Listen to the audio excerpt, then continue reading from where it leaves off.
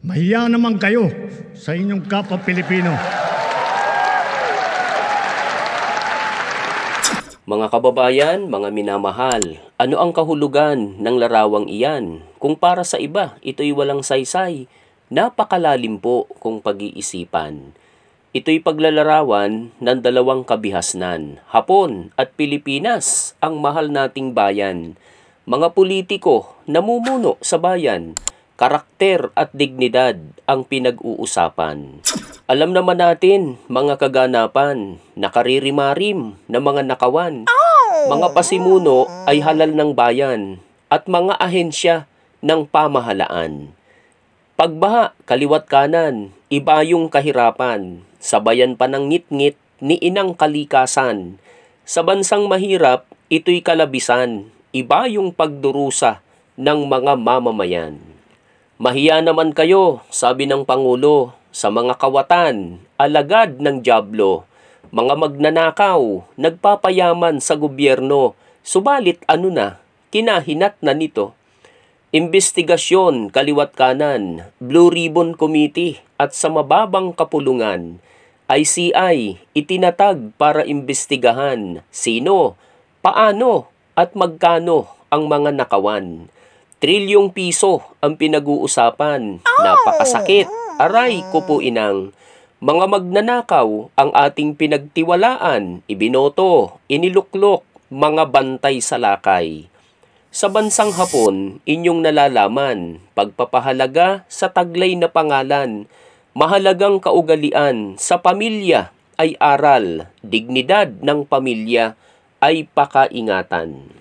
Kapag ang opisyal ay nasangkot sa anomalya, direkta o hindi, guilty man o hindi pa, iniiwan ang pwesto, nagre-resign sila, pangalang iniingatan, tila may bahid na.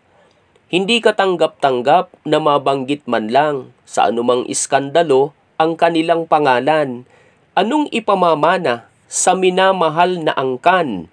Iligtas sa kahihiyan, mga mahal sa buhay, kahihiyan ng pamilya ang nakasalalay. Iiwan ang pwesto, lilisanin ang gobyerno, makabuluhang hakbang ng matitinong tao.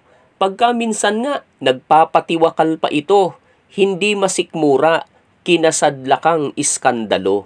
Dito sa Pilipinas na bansang Kristiyano, baliktad ang asal. Sa larawan, makikita ninyo, guilty na, nagmamatigas pa ang loko. Wala raw siyang kasalanan, inosente raw ang dyablo. Galit na galit pa, siya raw ay pinupolitika. Sinlinis daw ng kristal ang kanyang konsyensya.